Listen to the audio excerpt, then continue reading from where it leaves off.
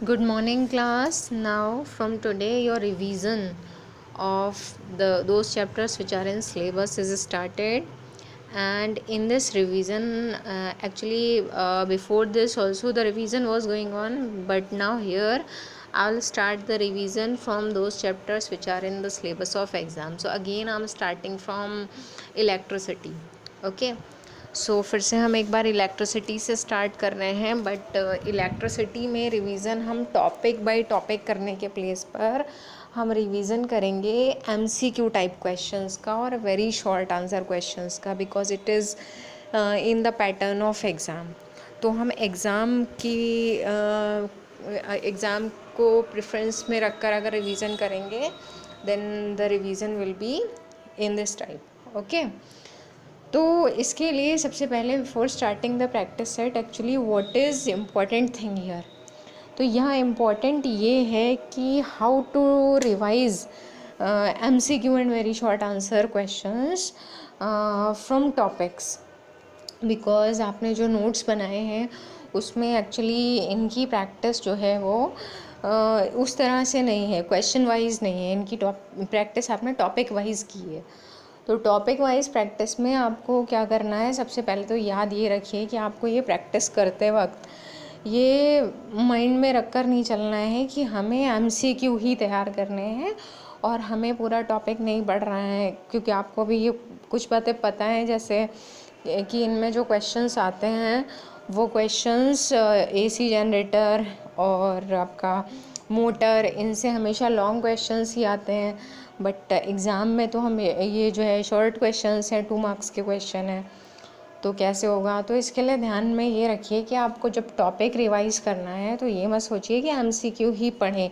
आपके पास हो सकता है कोई सैम्पल पेपर हो, आपके पास अगर कोई जो है वो क्वेश्चन का कलेक्शन है, तो सबसे बाद में क्वेश्चंस को रिवाइज़ करना है. ठीक है. सबसे पहले हमें क्या पढ़ना है, सबसे पहले हमें प्रैक्टिस करनी है टॉपिक की. क्योंकि ये मत सोचिए that only the long questions will come from those topics which are of construction and diagram type topic. उसमें भी लाइन टू लाइन अगर आप स्टडी करेंगे तो उसमें भी बहुत सारे क्वेश्चन रीजनिंग वाले बन सकते हैं. ठीक है.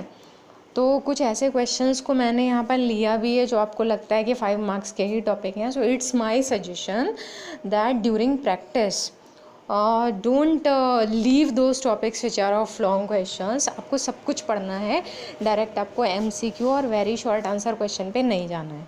सपोज दैट आप इलेक्ट्रिसिटी स्टार्ट कर रहे हो तो आप स्टार्ट करो वेरी फर्स्ट टॉपिक से. सब कुछ पढ़ना है आपको. कभी कभी डेरिवेशन के बीच के स्टेप में से क्वेश्चन बन जाता है, कभी थ्योरी वाले क्वेश्चन के बीच की किसी लाइन से रीजनिंग का क्वेश्चन बना देते हैं. तो रीजनिंग का क्वेश्चन उतना ईजी नहीं होता है जितना ईजी वो लगता है कि हम MCQ है 4 ऑप्शंस में से एक चूज़ कर लेंगे, दैट विल बी ईजी. तो इसके लिए आपको प्रैक्टिस करनी है लाइन टू लाइन. तो you will start from very first topic that is electric charge. फिर आपको पढ़ना है इलेक्ट्रिक करंट, पोटेंशियल डिफरेंस. बिल्कुल ऑर्डरली पढ़िए. ठीक है. एक एक टॉपिक पढ़िए, numericals, formula, unit, everything you have to study. ठीक है.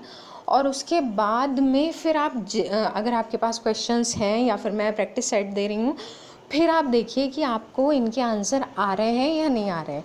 क्योंकि अगर आप एकदम से MCQ पर जाएंगे वो मिक्स कलेक्शन होता है, आप कंफ्यूज हो जाएंगे कि मुझे नहीं आ रहा है. ठीक है. So let's start here the practice set. Okay. तो मैंने अभी ये स्टार्टिंग में 10 क्वेश्चंस ही लिए हैं. Next time I will give the more questions. तो अभी ये जो मैंने क्वेश्चंस लिए हैं इनमें न्यूमेरिकल टाइप भी हैं. जैसे न्यूमेरिकल्स आप कैसे प्रैक्टिस कर सकते हैं, न्यूमेरिकल्स कैसे आते हैं MCQ टाइप क्वेश्चंस में भी.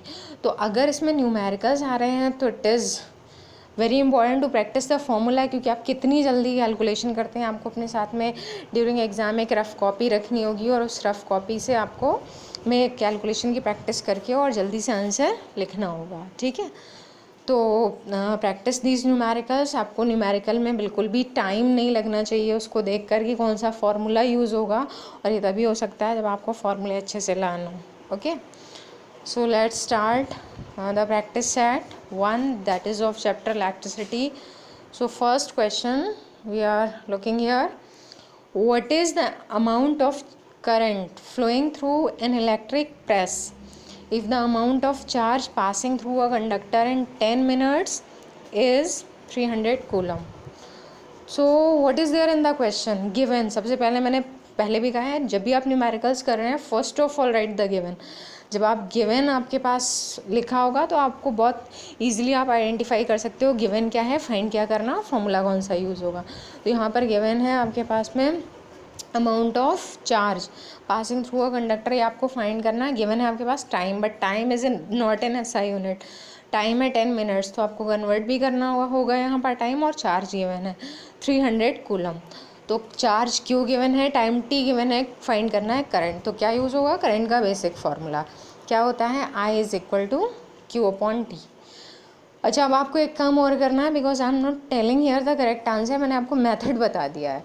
आप क्या करेंगे, जो आपका होमवर्क सबमिशन होता है उसमें आपको यही करना है कि आप इस क्वेश्चन का करेक्ट आंसर फाइंड आउट करके टिक करके और मुझे सेंड करेंगे, ठीक है, या फिर आप डायरेक्ट उसको लिख कर भेज सकते हैं। सेकेंड नंबर क्वेश्चन है आपका, an electric appliance has a resistance of 25 ओम। तो रेजिस्टेंस आर गिवन है यहाँ पर। when this electric appliance is connected to a 230 volt supply line, the current passing through it will be। तो यहाँ पर आपको गिवन है रेजिस्टेंस आर और वोल्टेज वी, फाइंड क्या करना है, करंट। तो बहुत इजी है, क्योंकि आपके पास चैप्टर में फॉर्मूले उतने टिपिकल नहीं है। और पहली बात, फॉर्मूले जो है वो बस एक ही चैप्टर जो आपका सिलेबस में है इलेक्ट्रिसिटी, उसी पे कमांड करनी है, बाकी आपके 2 चैप्टर्स में फॉर्मूले ही नहीं है। तो यहाँ पर यूज़ हो रहा है ओम्स लॉ, और ओम्स लॉ में यहाँ कैसे कन्वर्ट करेंगे, I is equal to V over R, ठीक है। तो उससे आप कैलकुलेशन करेंगे, then choose the correct answer. Decimal का भी ध्यान रखिएगा। उसके बाद थर्ड नंबर क्वेश्चन आपका आता है, when a 4 ohm resistor is connected across the terminals of a 2 volt battery, the number of coulombs passing through the resistor per second is. तो इसमें आपको बता रखा है रेजिस्टर, रेजिस्टेंस दे रखा है R, 4 ohm, connected across the terminals of a 2 volt battery, voltage दे रखा है V, the number of coulombs. तो सबसे पहले आपको यहाँ पर नंबर ऑफ कूलम्स का मतलब एक फॉर्मूला है चार्ज का, Q is equal to N E. तो नंबर ऑफ कूलम्स का मतलब नंबर ऑफ इलेक्ट्रॉन्स आपको फाइंड करना है, एन। तो Q is equal to any formula बाद में यूज़ होगा, क्योंकि उसके लिए जो रिक्वायरमेंट है यहाँ पर वो आपके पास अभी अवेलेबल नहीं है। Q चाहिए उसके लिए, तो Q कहाँ से मिलेगा, उसके लिए 2 चीज़ें हैं, क्योंकि Q का कनेक्शन होता है I से। यहाँ आपको गिवन है रेजिस्टेंस और वोल्टेज, तो आप रेजिस्टेंस वोल्टेज से I फाइंड कर सकते हैं, यस, बाय ओम्स लॉ। तो फिर से I का फॉर्मूला आप यूज़ करेंगे V ओवर R। यहाँ से जब आप I फाइंड कर लेंगे तब आपको क्या करना है, I फाइंड करने के बाद आपको फॉर्मूला यूज़ करना है I का Q अपॉन T, ठीक है। तो Q अपॉन T में अब टाइम नहीं दे रखा है, लेकिन पर सेकेंड है, इसका मतलब टाइम क्या है, 1 सेकेंड।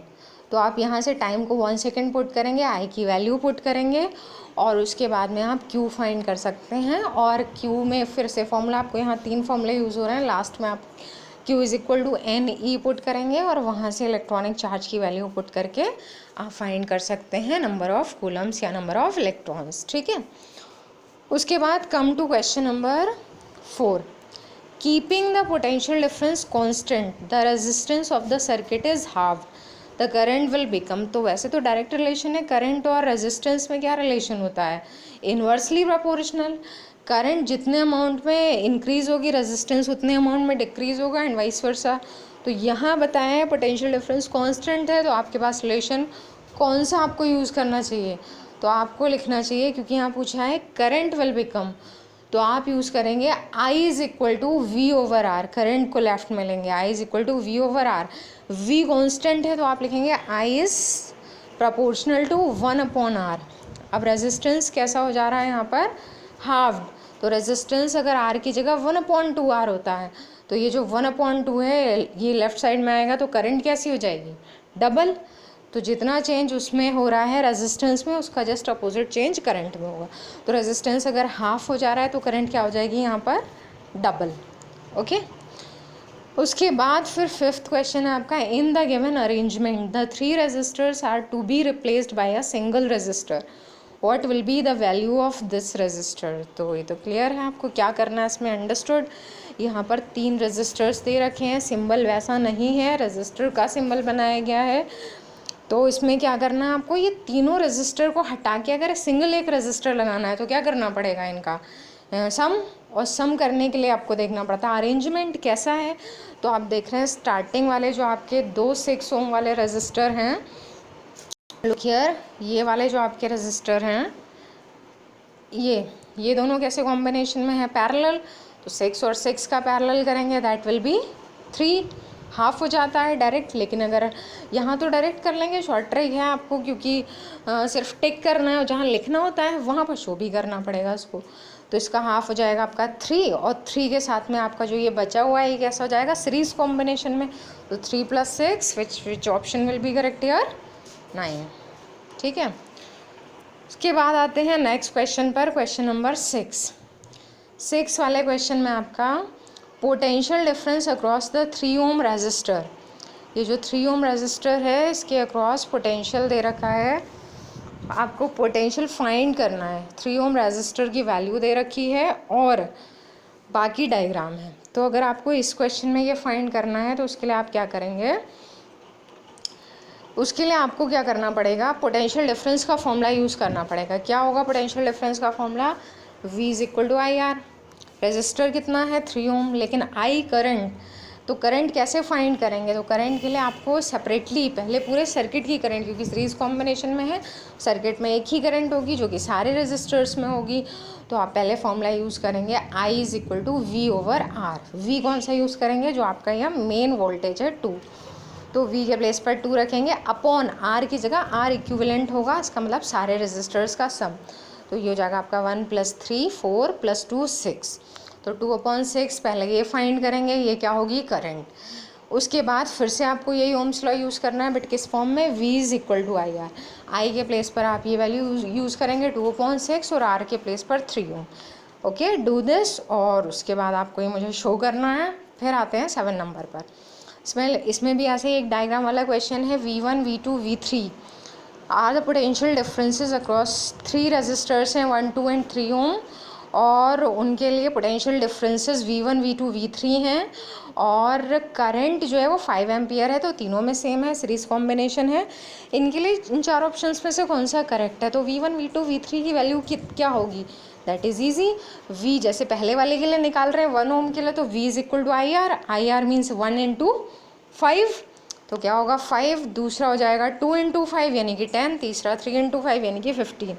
तो which option should be correct here, B, option B is correct. उसके बाद 8 नंबर क्वेश्चन है, wire of resistance R1 is cut into 5 equal pieces. एक रजिस्टर R1 5 इक्वल पीसेज में कट होता है। These 5 pieces of wire are then connected in parallel. तो पता है आपको पैरेलल में अगर कनेक्ट होंगे, इक्वल पीसेज हैं, तो क्या हो जाएगा resistance R1/5। If the resultant resistance of the combination be R2, अब इसी को हमने R2 का, देन द रेशियो R1/R2। अभी आपको करना है, पहले आपको मैंने R2 की वैल्यू बता दी कितनी हो जाएगी, और फिर उसको रेशियो करना है। R2 की वैल्यू कितनी हो रही है, R1/5, उसके बाद R1/R2 करना है, then choose the correct option. ठीक है, फिर 2 अप्लायंसेज ऑफ रेटिंग 200 वाट, ये रेटिंग होती है, आपको पता है पावर और वोल्टेज दे रखा है। दूसरी रेटिंग दूसरे बल्ब की 100 वाट 250 वोल्ट है। इनको सीरीज़ में ज्वाइन किया है एक सप्लाई के साथ में जो कि 250 वोल्ट की है।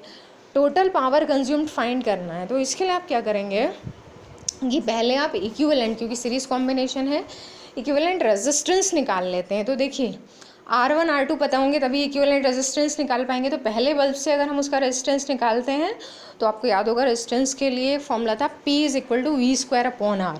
तो यहाँ से R हम फाइंड करेंगे पहले कॉम्बिनेशन में से, तो V²/P। यहाँ से R1 फाइंड करिए, दूसरा ये 100 वाट 250 वोल्ट से फिर से R2 फाइंड करिए, तो इनका सम करिए, सीरीज़ कॉम्बिनेशन है, डायरेक्ट ऐड कर दीजिए, ये आपका हो गया resistance.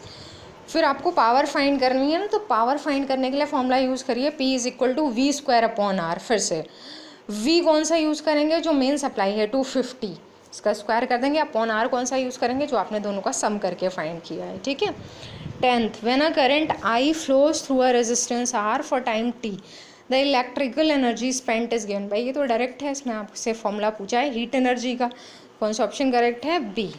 Okay, so now practice all these questions and do it very carefully. Okay, do the calculation very carefully. Okay, thank you.